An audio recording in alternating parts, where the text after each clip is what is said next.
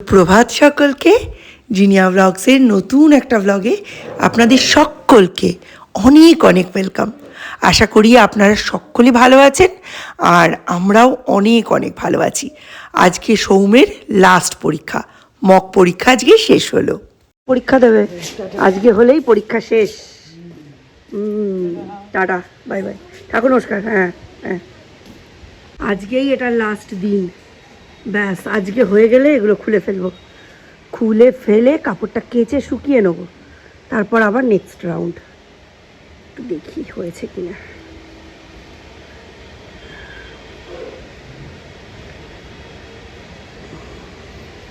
বাবা, ধরে তো ঝুলে পড়তে হবে। হয়েছে, খেদি হোক বুচি হোক, আমার জিনিস, আমি খাবো। 1 বছর অপেক্ষা করতে হলো এগুলোর জন্য। কি ভালো হয়েছে, না কঠিন কিন্তু ভালো হয়েছে। নিজের হাতে তৈরি জিনিস খাওয়ার মজাই আলাদা। জানি না ফোকাস হলো কিনা,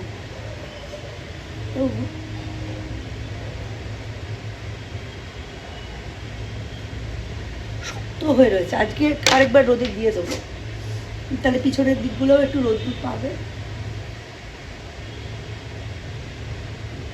মজা আসে।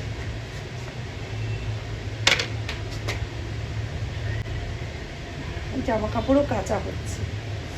লাস্ট রাউন্ডটায় এইটা দিয়ে একবার ঘুরিয়ে ভালো করে ধুয়ে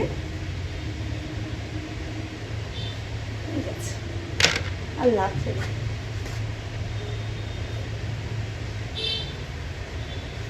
এখন আমাদের পাড়ায় শুধু একটাই আলোচনা, সেটা হচ্ছে পিকনিক, পিকনিক আর পিকনিক। ঠাকুরমশাইকে একবার ডাকতে হবে, কিন্তু এবারে যেন পাড়ার ছেলেদের মধ্যে এনার্জিটা একটু কম। না রাজুদা, না দীপঙ্করদা, আর না উত্তম কাকু, কেউ কোনো কাজ করতে চাইছে না। কী ব্যাপার বুঝতে পারছি না। হয়তো শীতটা জাঁকিয়ে পড়েনি বলে ওরা গা করছে না, কিন্তু এর থেকে বেশি দেরি হলে, মানে জানুয়ারি 4 তারিখের পরে হলে আমি আবার করতে পারবো না। আবার 28শে ডিসেম্বরের দিকে হলে অনেক ফ্যামিলি কিন্তু বাদ পড়ে যাবে, তারা ওই সময় উত্তর ভারত ট্রিপে যাচ্ছে। লোক সংখ্যাটাও তো দেখতে হবে বলুন, যত বেশি লোক তত ভালো পিকনিক। হলো এতক্ষণ ধরে হলো পিকনিকের আলোচনা। ঠাকুরমশাই রবিবার আসছে, আর রবিবার এসে মেনুটা দেখে উনি ডিসাইড করবেন যে কীরকম পড়বে, মানে পার পার্সন কীরকম রেট পড়বে সেটাই ডিসাইড করবেন। সেদিন হনুমান মন্দিরে স্লিপ খেতে গিয়ে কি অবস্থা করেছে দেখেছো? এই প্যান্টটা আর পরা যাবে না। দেখ, একটু রোদ খেতে দিয়েছি, এরমভাবে রোদ খেলে শুকিয়ে যাবে আরও ভালো। আর এতে কোনো ভয়ও নেই, কোনো বেড়াল কিছু করতে পারবে না। গুড মর্নিং সোনা, আমার বড়ি হয়ে গেছে দেখো। এই শান্তি যে কী শান্তি তোমাদের বলে বোঝানো যাবে না। তোমাদের যাদের বাচ্চা কাচ্চা আছে তাদের আর আলাদা করে বলে বোঝানোর দরকারও নেই। আসলে সন্তানকে বুকে চেপে ধরলে, সেটা ছেলে হোক বা মেয়েই হোক, ভিতর দিয়ে একটা ইমোশনের এমন সমুদ্র বয়ে যায়, কি আর বলবো। আর সৌর্যের সঙ্গে আমার এই ইমোশনের টান অন্যান্য মা সন্তানদের থেকে আরও অনেক বেশি।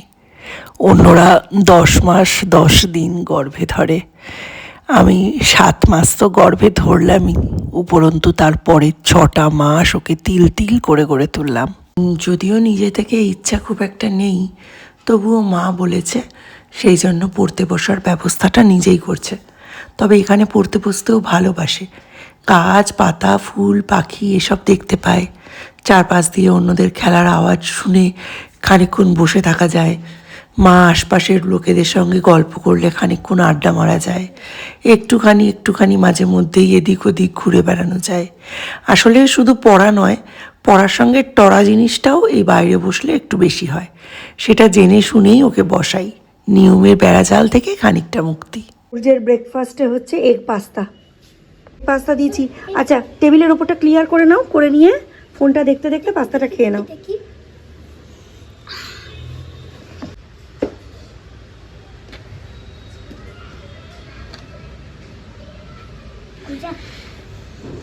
আমাদের ছোটোবেলায় এইসব পাস্তা টাস্তা ছিল না, যেটা ছিল সেটা হচ্ছে চাউমিন।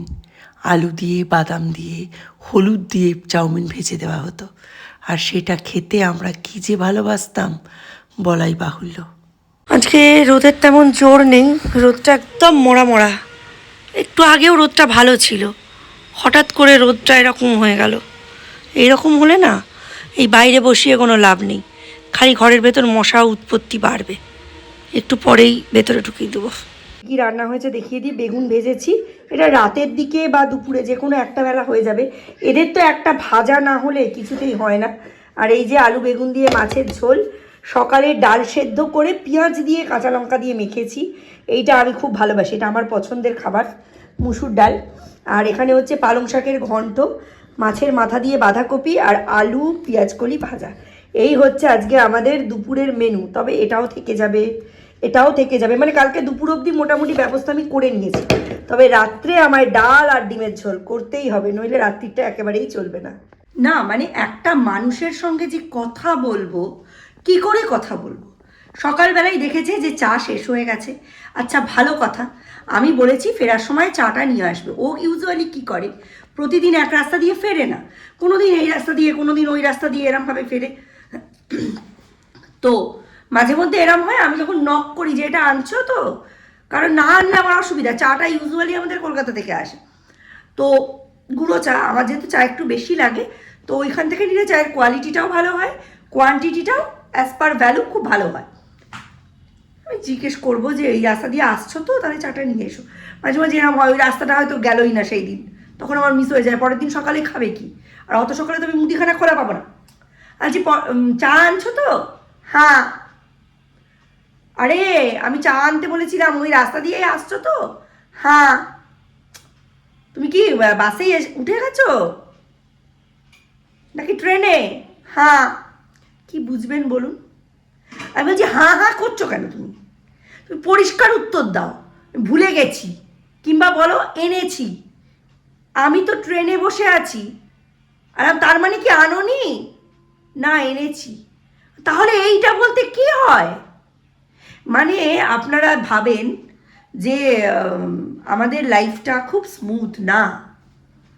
প্রত্যেকটা বাড়ির যেরকম লেভেলের ক্যাচাল, কন্টেন্ট ক্রিয়েটারদের বাড়ির তার 3 গুণ লেভেলে ক্যাচাল হয়, জানেন? কারণ তাদের বাড়ির কাজ আরও বেশি ঘেটে থাকে।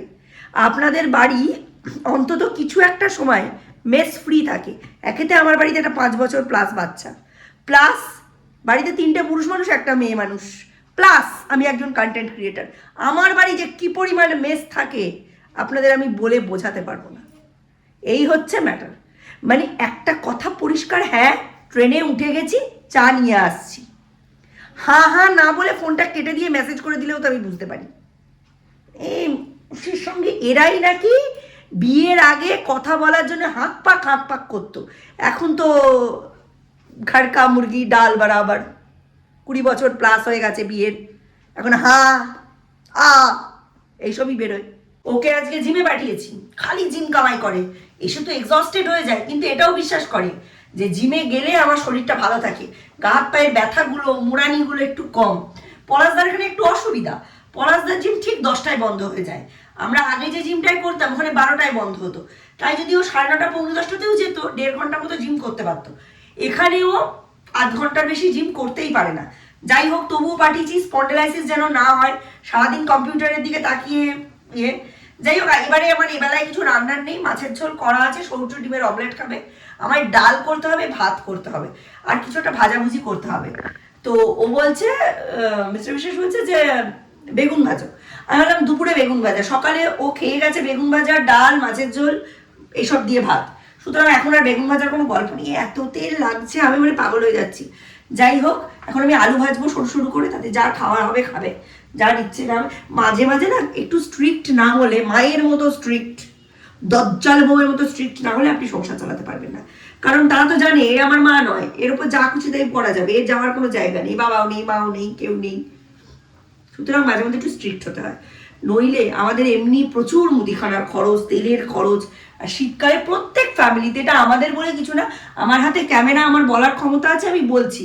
আপনাদের কি খরচ নেই? আপনাদেরও খরচ আছে। মুদিখানার খরচ, তেলের খরচ, গোবিন্দভোগের দিকে তাকানো যাচ্ছে না। শীতকালে লোকে গোবিন্দভোগের খিচুড়ি খাবে না, ফুলকপি আলু মটরশুঁটি দিয়ে গোবিন্দভোগের, সেটা আরো 15 দিন দেরি আছে, বাট খাবে না? খাবে তো, কিন্তু উপায় কি মানুষের? খেতে পাচ্ছে না। এত জিনিসের দাম, সবজির দাম সেরম ভাবে কমেইনি, মানে প্লেট প্রতি আমাদের ঠাকুর যা দাম দিচ্ছে, হয় তার করার ইচ্ছে নেই, নয় তার দেওয়ার ক্ষমতা নেই, কিন্তু আরো 50 টাকা কি 70 টাকা কম দেওয়া যেত, কি 100 টাকা কম দেওয়া যেত। আমরা একটু অন্য দিকে ঠাকুর খুঁজছি, দেখা যাক। তবে আমি ওইখানে যে প্রসেস, ওই পুরো প্রসেসটার মধ্যে মিউট করে আপনাদের ভয়েস ওভার দেওয়ার একটাই কারণ, ম্যানেজমেন্টের সব কথা সকলের জন্য নয়, সেখানে বহু পার্সোনাল আলোচনা হয়, প্রচুর হাসি ঠাট্টা হয়, সকলেই বড়, সকলেই মানে অ্যাডাল্ট, কিছু কিছু জোকসও হয়, লেগ পুলিং হয়, তো সব কিছু ওরমভাবে পাবলিকলি তো করা যায় না। শুধু যেটুকু আপনাদের জানানোর আমরা সেটুকুই জানাতে পারি।